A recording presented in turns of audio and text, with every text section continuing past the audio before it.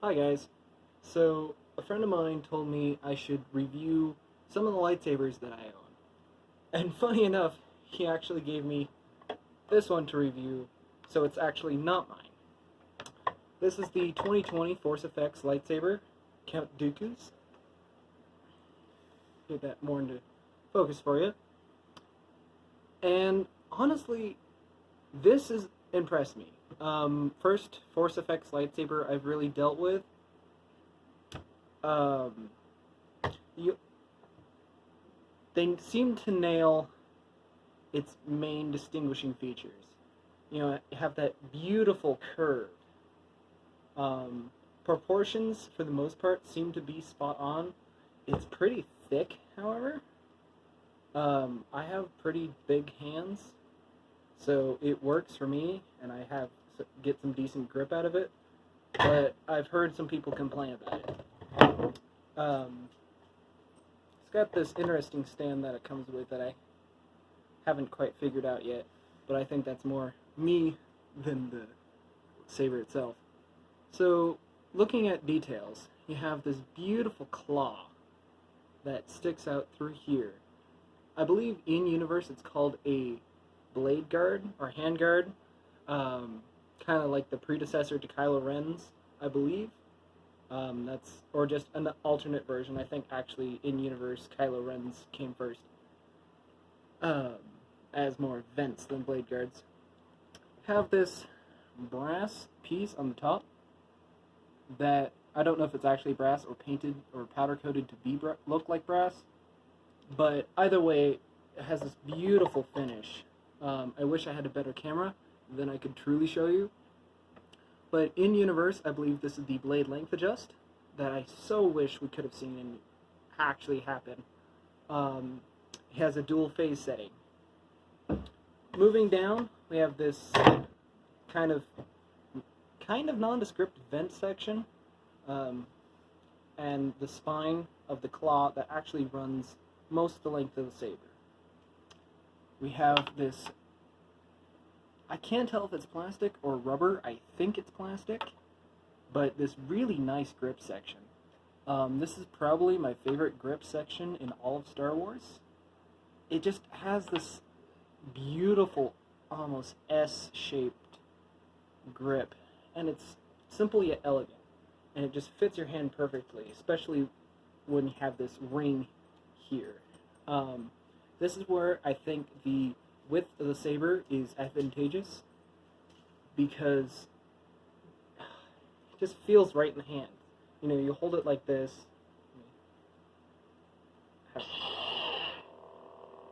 and that's exactly where you would want it to be, because for the wielder, presuming you could deal with these, which you can't,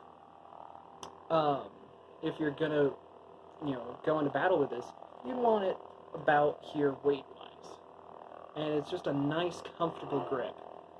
I'll get to its effects in just a moment.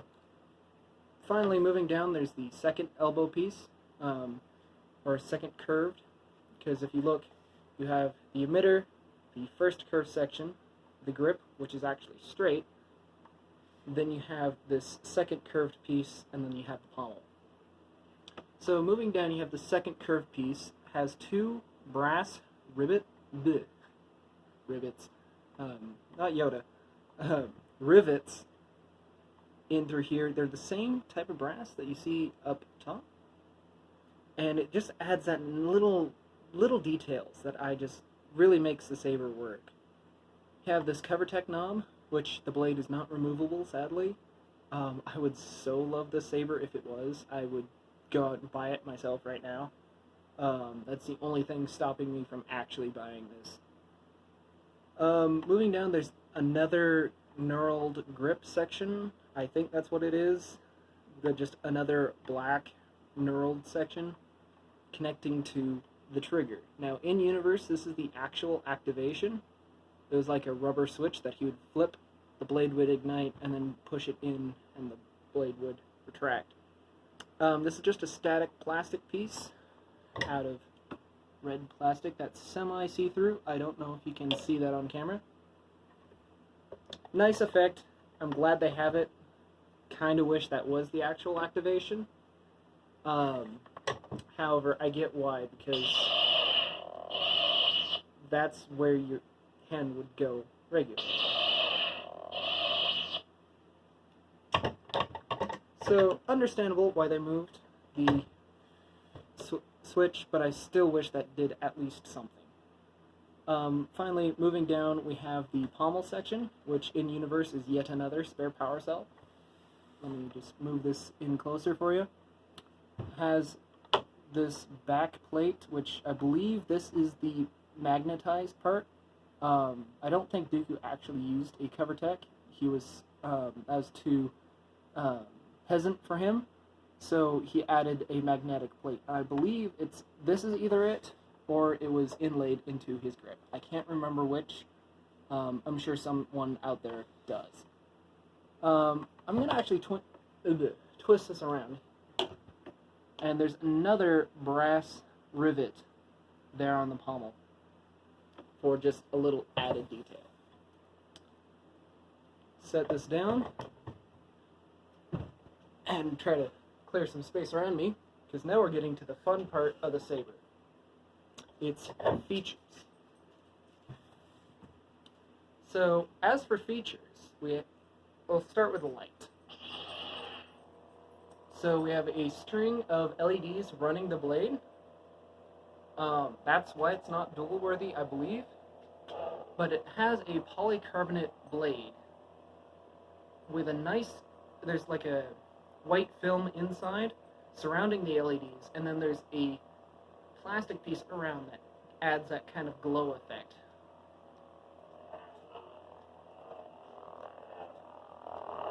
It is a bit quiet compared to what I'm used to. However, it's louder than some high-end sabers that I've seen. So overall, I would say it's about middle of the road. In terms of sensitivity, it's harder to do from sitting down.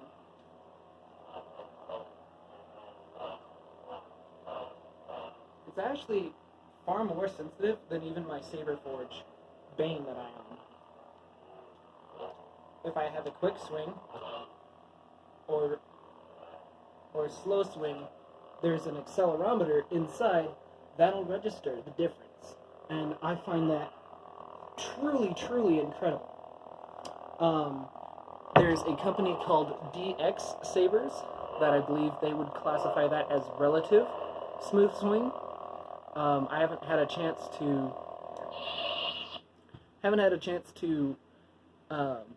look at or handle one of their sabers, but I think I have my order placed.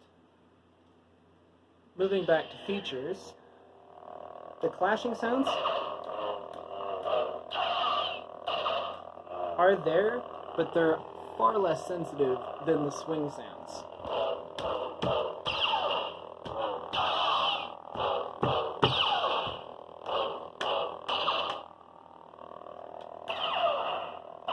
There we go.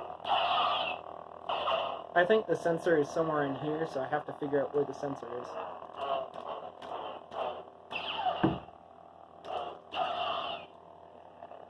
So that's really the only downside on features I have with it.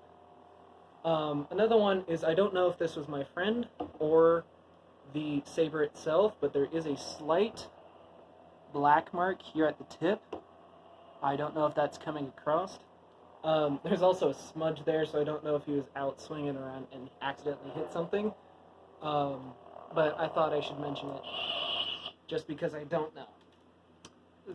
I do believe they have a warranty, so if you order one or buy one off GameStop, or there's here in Spokane, there's what's called the comic book shop. I don't know if they're more than a Spokane chain, but that's where my friend got this one. But if you buy it, has a black mark or something along those lines, then you can return it, and there's a warranty on it, and they'll send you a new one. So overall, what would I think about this saber? Depends on what you want to do for it, or do with it. Because in terms of something that you want to take into the backyard, and fight your friends with it, I wouldn't. You'd probably be fine, maybe. But there's fragile LEDs running the length of the blade that unless you got a conversion kit, which I don't know if they have for this particular saber because it just came out, then I would probably shy away from doing that. Same with like fan film people or anything along those lines. If you just want to take it to the backyard, spin it around, show off with your friends, take it to Comic-Con, put it on your wall, have the world's coolest nightlight, then I would totally recommend. The effects on this are great. The blade is really bright. And it's one of the best red lightsabers I've seen. I've handled a lot of lightsabers, and the red just never quite works. This is the closest I've seen. It's not perfect, but it's one of the closest I've seen to what you see in the movies. And in terms of detail, this saber is just exquisite. So overall, if I was going to put it on the system, 1 being lowest, 10 being highest, I'd probably put it about an 8. 8 out of 10. 8, maybe a 9. Pretty high. There are some minor gripes I have with it, and some of it is personal bias, I will admit. I'm used to the Clone Wars TV show, the one made by Dave Filoni, and on that one, this emitter section was a lot thinner, and it was the same diameter as this curve section, and it didn't flare out like this. However, I believe in the movies, it does have more of this signature flare. That's just personal preference. But between I'm a dueler, I like to take my lightsabers and, fight my friends with them. And so for me, I probably, unless they change something with the blade, I probably wouldn't. But for pretty much any other purpose, oh yeah, I would definitely recommend. Because it looks beautiful. The swing on it is... I was blown away with how well, or how sensitive that smooth swing, for lack of a better term, actually is. It takes two AA batteries. Triple or doubles. I'll show you in a minute. AAAs. They go in this little battery pack here. I guess there's 3 of them. I'm just going off of what he told me. I should have looked at this beforehand. And it has this 3-pin system that matches 3 pins in here. Just line it up, screw the pommel back in. Pretty painless process. I didn't put these batteries in, but all you need is a small Phillips head screwdriver and 3 AAA batteries. I believe that concludes this review. I hope you enjoyed. Please leave a like, comment, all that good stuff. I should pretty soon have a review of my Saberforge Bane up. And that one's going to be a little bit longer because I have a story along with it. Anyway, hope you enjoy, and I'll catch you guys later. May the Force be with you.